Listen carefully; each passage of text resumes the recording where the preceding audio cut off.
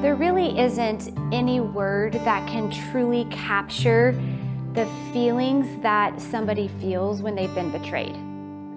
And I know those feelings very well because in 2017, Jim came to me and shared about his affair that he had had, as well as a 25+ year porn addiction. My heart just was completely shattered. How did I not know? How did this happen?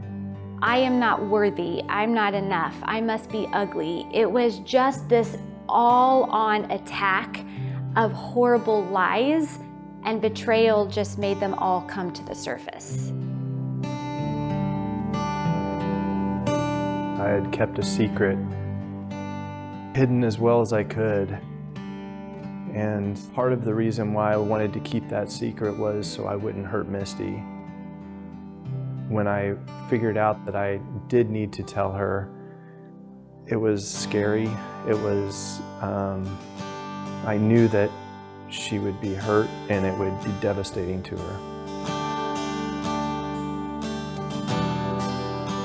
It felt like I was falling in a dark abyss, and I was trying desperately to find my footing or to grab hold of something to keep me from falling any further. But there was nothing to grab. And at the same time, I was expected to be a mom, an employer, a teacher, a wife. Telling Misty was probably the hardest thing I've ever had to do. When I actually did tell her, though, I felt an amazing sense of freedom. At that point, though, I didn't know what was going to happen to our marriage. Little did I know, the day before, Jim had actually surrendered his life to Christ, which also happened to be Good Friday. So he was literally experiencing true resurrection, but it left me feeling the weight of the cross. I felt every sin, every lie, every choice, everything that my marriage had been based on was a lie. And not only that, but then I started to discover I still had things from my own childhood that I hadn't dealt with. It all just came to the surface, and I knew we needed help. Many times, help, both secular and Christian, focus on the marriage, where we quickly found out that that wasn't the best approach for us. So we ended up focusing on ourselves individually, and I joined a support group to help with my sobriety. I also started going to counseling to kind of help with some root issues that I had, and Misty did the same.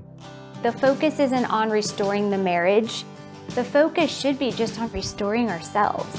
You work out your stuff, and I'll stay in my lane and work out my stuff, and that proved to be very, very beneficial, because then when we came together, it was like really two new whole people, and we were coming together in union for the first time under the umbrella of the Holy Spirit. And it was like having to open a bag and take out these stones that I needed to let go of and till through and grieve, because recovery is messy.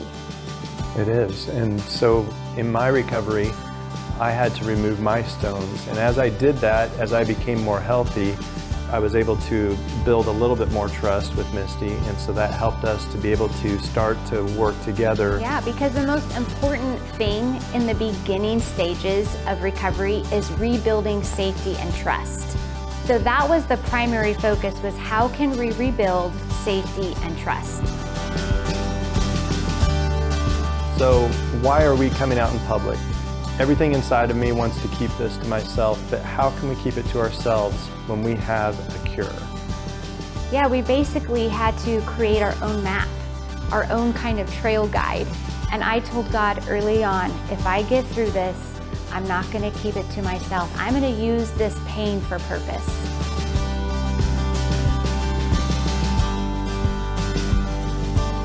We're sharing our story because we want people to know that there is hope. Yeah, there is hope. Even though the path is cleared out, it's still a really difficult climb.